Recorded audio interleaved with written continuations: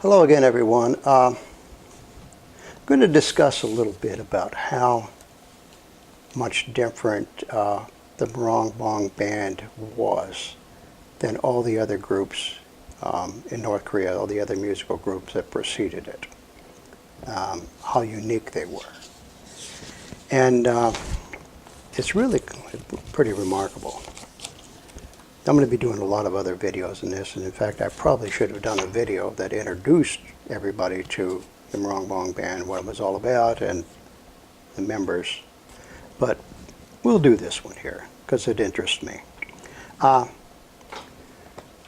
Last year, 2016, in May, I believe it's from May 6th to May 9th, the 7th Congress of the Workers' Party of Korea convened.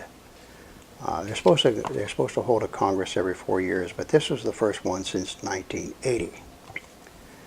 And they made a pretty big deal about it. Well, a few weeks before, a couple, 3 weeks or however long, before the Congress took place, the government released a group of officially approved slogans, political slogans, that sort of thing.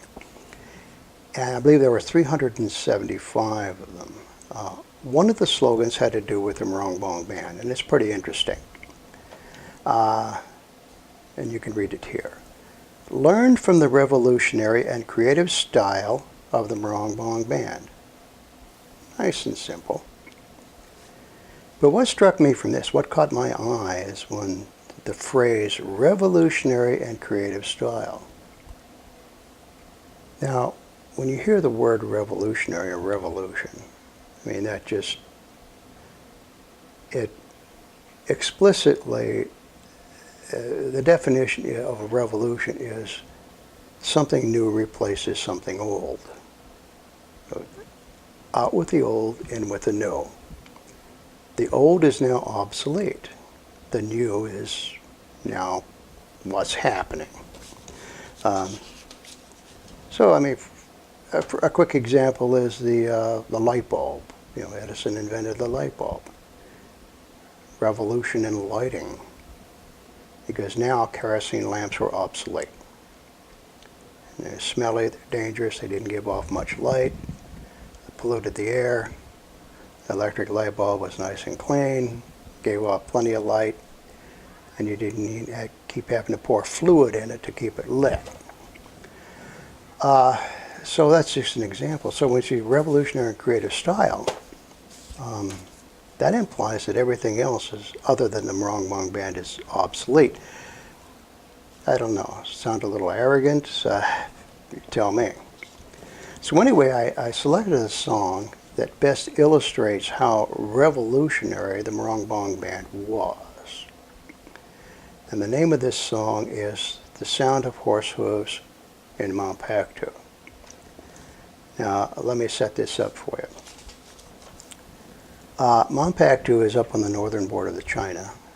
In fact, the border runs halfway through it, so part of it's on China and part of it's in Korea. Korea, this mountain is sacred. This idea goes back thousands of years. Every culture that has mountains around it has a sacred mountain. That's just the way it is. The ancient Greeks had Mount Olympus. The Hebrews had Mount Sinai.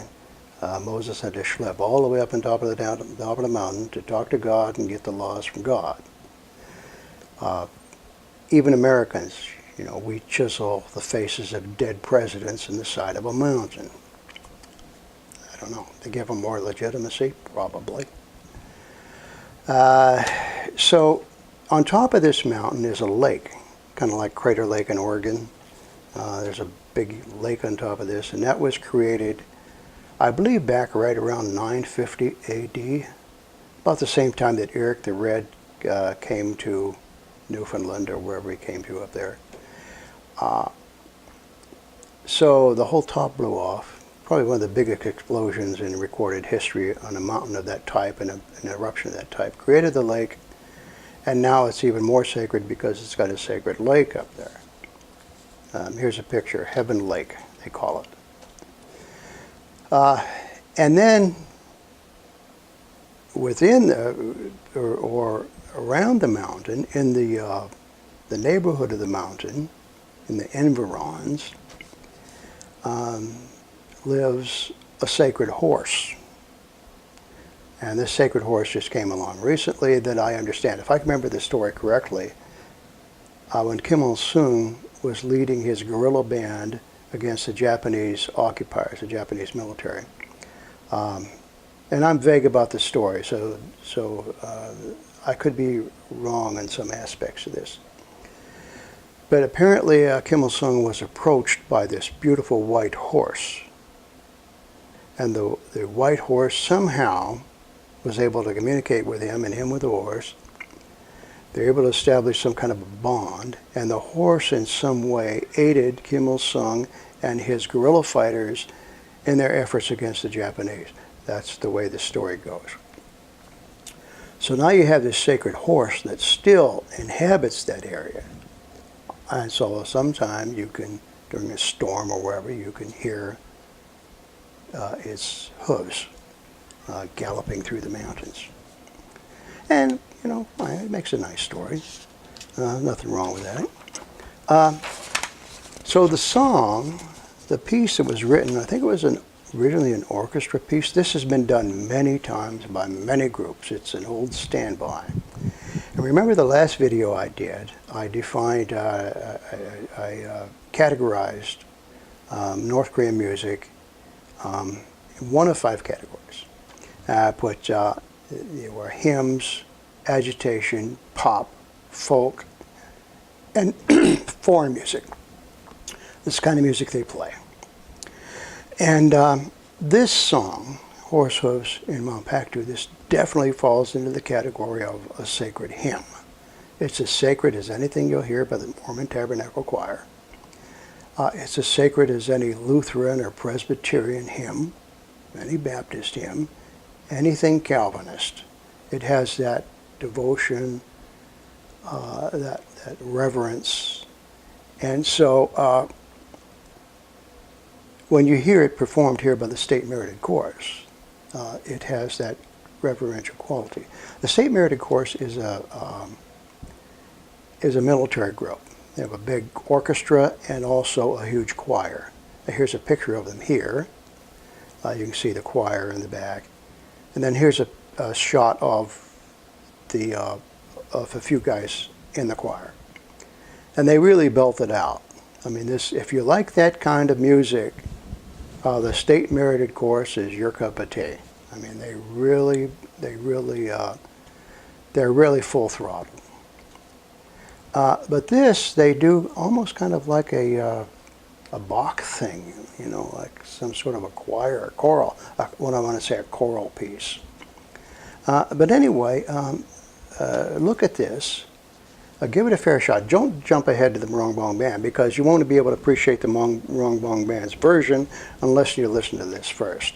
So here we go on the State Merited Chorus, their version of the sound of horse hooves in Mampaktu.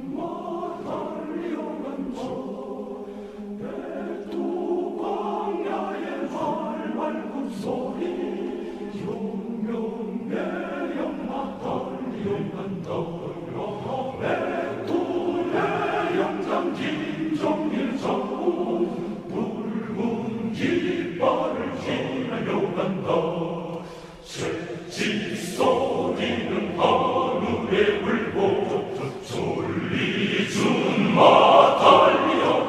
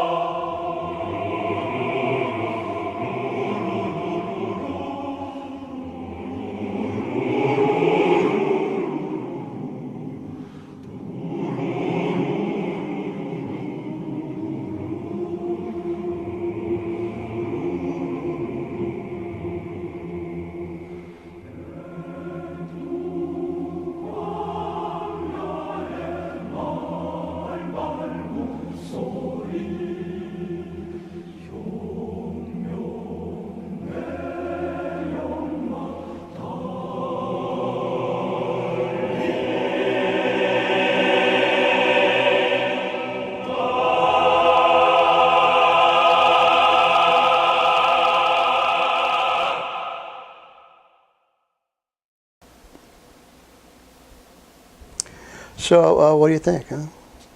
Isn't that really, you kind of get the feeling of the sacred qualities of the mountain. You really do.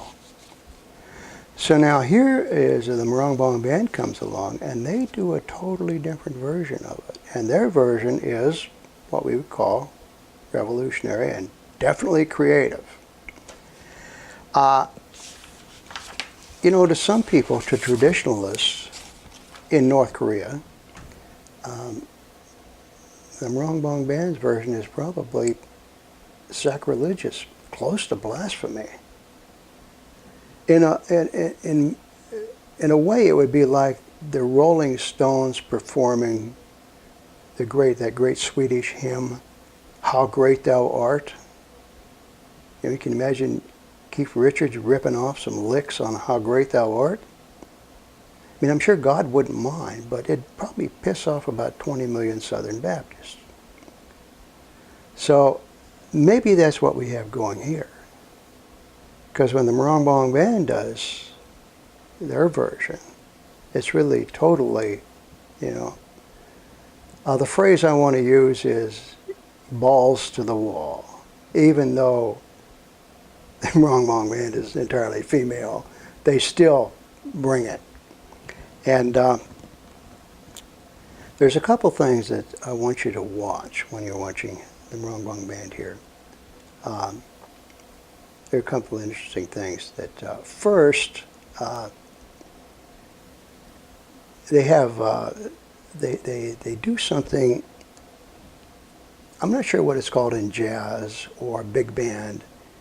In bluegrass, it's called a break or a breakdown, where every musician gets a few bars and they just pass it around. And the reason why it's called a breakdown is because they play it too fast to dance to.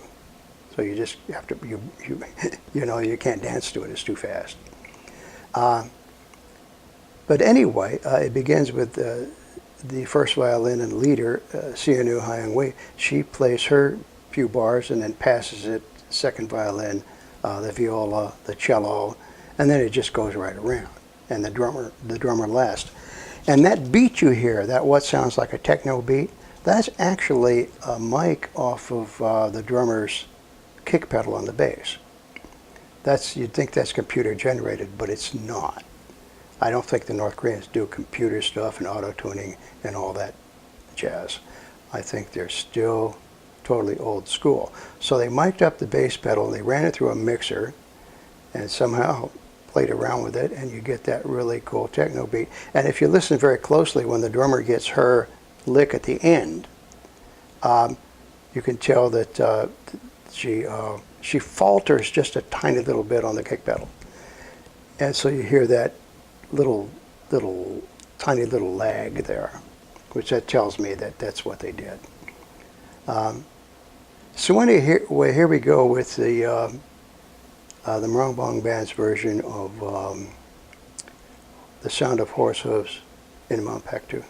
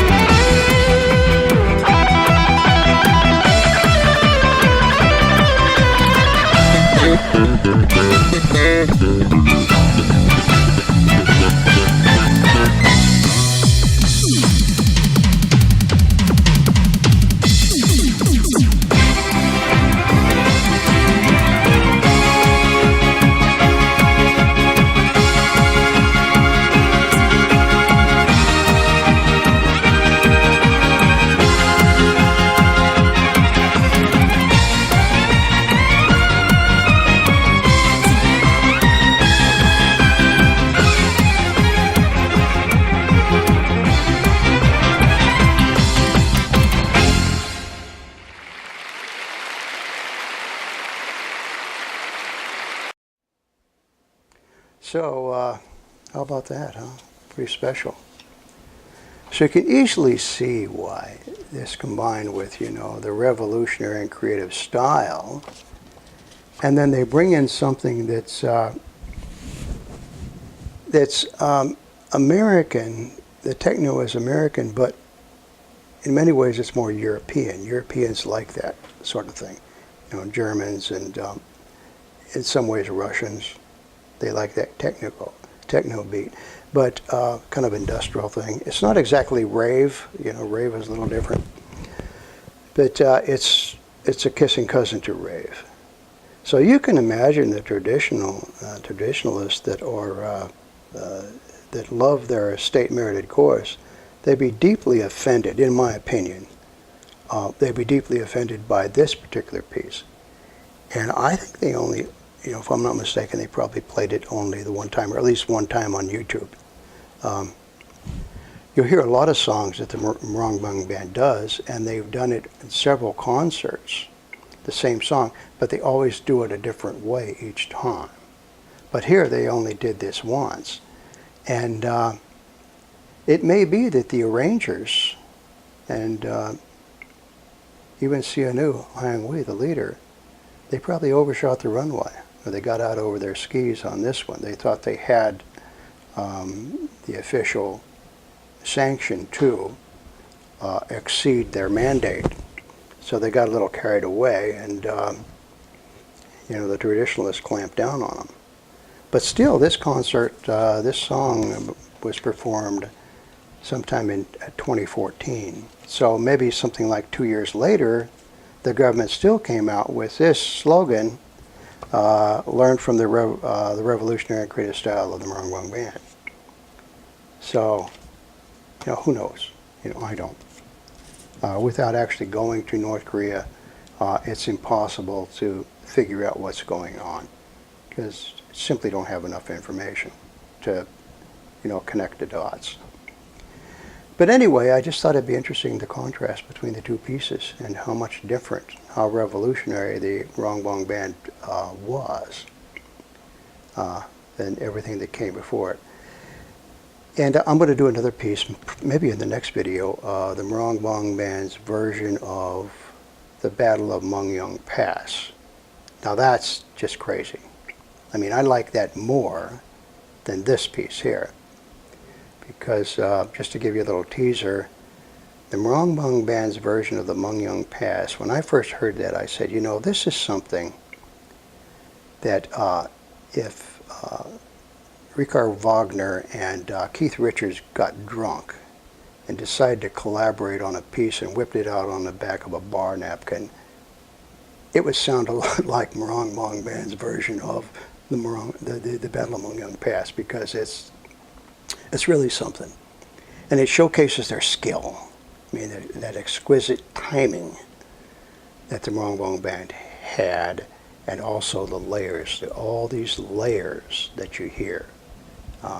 It's a lot of depth.